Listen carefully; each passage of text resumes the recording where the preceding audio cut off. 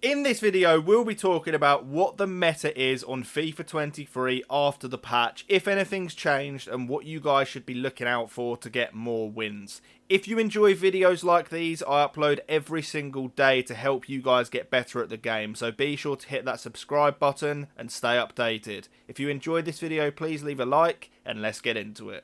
As you can see, I am in the Elite Division. This is the current team I am using. And what we're going to just have on in the background is a high ELO Division Rivals game. So you guys can see some high level gameplay. And we're just going to talk about what the current meta is. So there's a few things on the new patch that were supposed to have changed. One of the notable ones being the passing. And being honest, I can't really see a major difference. The passing just is quite slow, a little bit unreliable at times. The dribbling is still very stiff.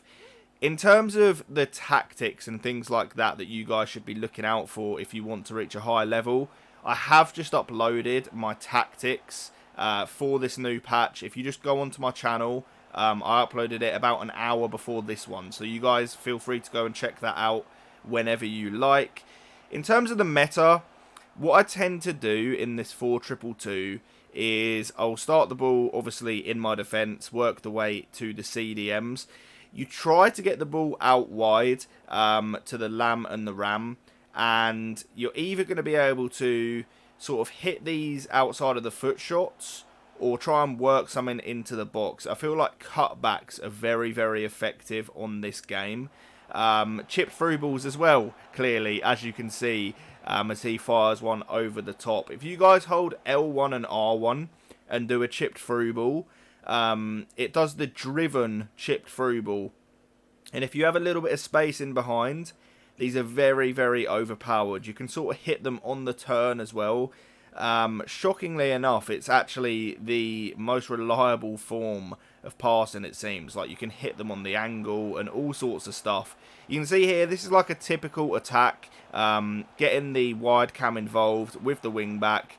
I should have just shot there, but I went for the step overs, which are actually another thing that is super overpowered. But you can see, defensively at a high level, what tends to happen on this game is you just sort of sit back, try and cover the passing options, and as soon as you recover the ball, just go backwards. It's very easy to keep the ball on this game, and you'll see time and time again, high level players will be just recycling the ball to make sure that you don't make any mistakes and give the ball away. It's silly.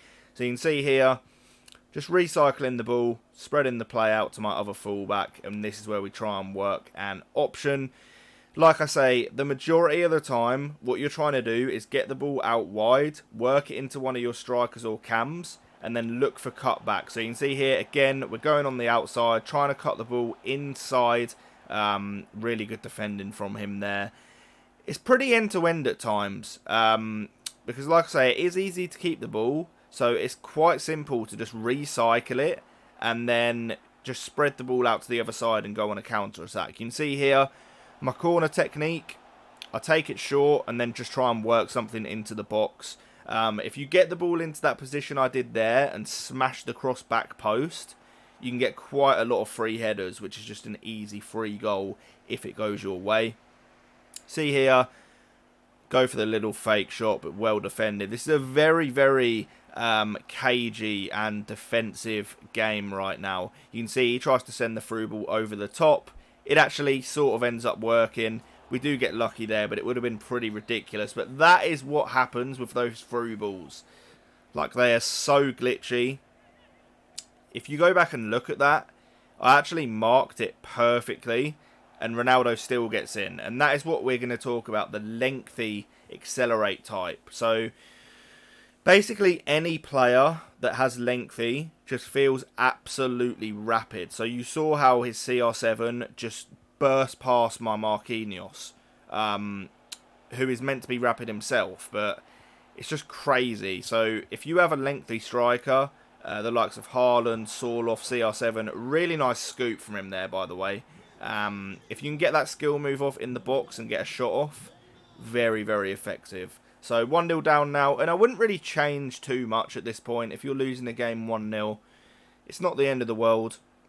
You can keep playing at the same tempo. Not like I did there. That was just trying to force something and be stupid. But back to the accelerate types. It's vital, if you're playing on new gen, that you have at least a couple of your attackers with lengthy. Because, seriously, players like Neymar genuinely feel slow.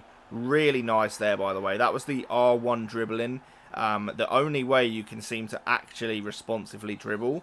And then the far post power shot there. I found that they actually do fly in from weird angles. So even if the angle's tight, if you just hit a normal shot across goal, they can quite often fly in and are super, super effective. So back to what I was saying, it's very important that you have a couple of lengthy players in your attack. Because players like Neymar literally feel slow. And that is with the explosive accelerate type. See here. Rushed it a little bit again. I'm using pressure on heavy touch as well, which is quite good because when people are just playing the ball back, that's when it activates the press. Brought the keeper out there, that was nice, but you can see yet another through ball that my opponent went for. I faked the run there, so I had Neymar as if he was going to run down the line. I pressed R1 to call him back, and then I can play a short pass. And that is really good, because if your opponent's manually marking these runs, you can just sort of get them to pull their players all over the place and fake it. Went for an outside of the foot shot there. That was a really good angle. I just needed a little bit more power and maybe to green it. One thing that was in the patch notes was the fact that keepers are meant to position better now. So I don't know how many of you guys remember, but on last FIFA, there was a really bad issue at the start where the keepers would come off their line, and that's why the finesse shots were so good. So it seems that perhaps the outside of the foot shots are maybe a little bit nerfed now. Not the shot themselves, but the fact that the keepers will be a little further back on their line, which is much needed, to be honest. I don't think anyone wants to see these 40-yard trivellas flying in every time. You can see here, 45th minute, you've got to be super, super careful.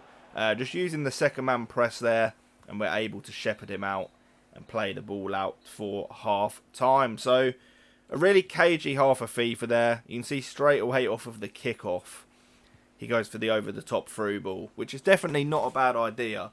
They do work very, very well.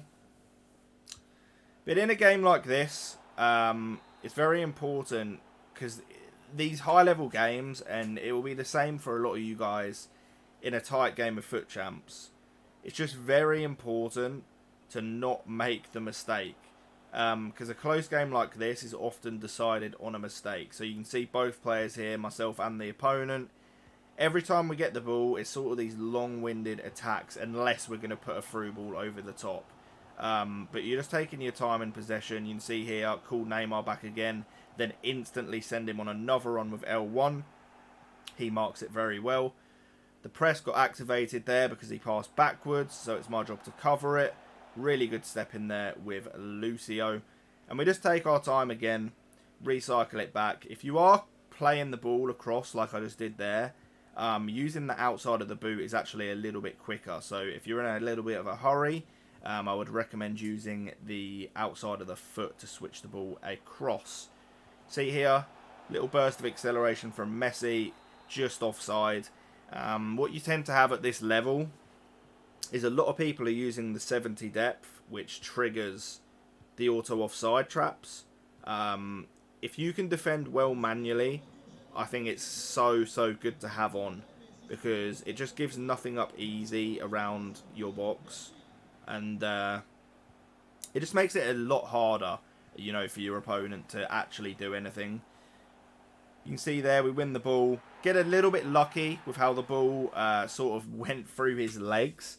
However, it was a good press to actually get into the position. So we take that. You can take a bit of luck sometimes.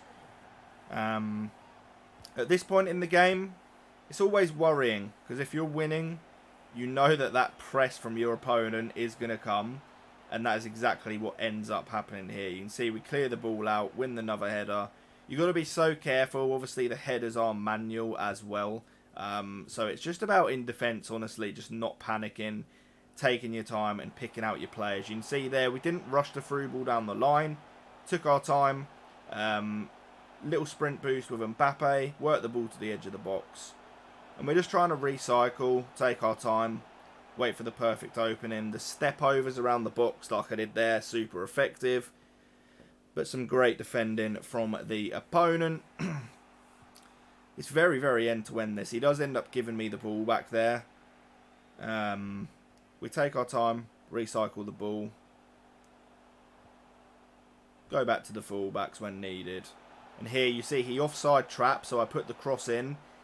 If I just aimed that a little bit more to the other side, that would have been a goal. But he gets away with that one. So you can see here, that is my corner technique. Sometimes you just get that free header at the back post.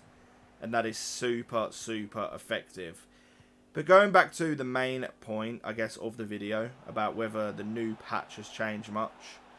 Honestly, not really too much. I didn't really notice a major difference in the passing at all. The dribbling still feels very stiff. The only notable thing, if anything, was that keepers seem to have improved a little bit. But it's hard to tell whether that was because of the patch or just one of those days, you know, where keepers seem to save a lot. Ousmane Dembele there, getting absolutely bullied. A perfect example of a player that should be rapid off of the bench, but because he's not lengthy, he just feels really slow, which is so annoying, but it is what it is. Really good block there. Good cross by my opponent. And at this point, it's really hard because the opponent's obviously using team press, and there is just not a lot you can do about it. There really isn't. It's going to be, you know, flooding my defence with waves and waves of attacks, and you just can't keep the ball with team press. I think it's a major problem with this game at the moment. You shouldn't mess around like I did there. If you are under a lot of threat, this is one of the only FIFAs where I would say it's actually worth just booting the ball out of play. Because honestly, at times, it feels like I'm more safe without the ball than I am with it when they're using the press, you know. So you can see here, it's fresh Adama Traore off the bench. Very, very difficult to defend a player that's that quick and strong. Really good from him there to react to the manual header and nod it back. And he does end up getting in. And it's just very, very hard to defend against an all-out attack. Like I say, the best thing you can do is just do your absolute best to stay composed. And when needed, get rid of the ball. I'm going to give you a little spoiler. There is no more goals, and it's a very boring, cagey end to the video. So we're going to end it there, but I hope this gave you guys a little bit of insight as to what a high-level game in the Elite Division looks like at the moment. If you do enjoy this style of content, please do consider subscribing to the channel. I'd love to have some more of you over here, but I'll catch you on the next one, and peace.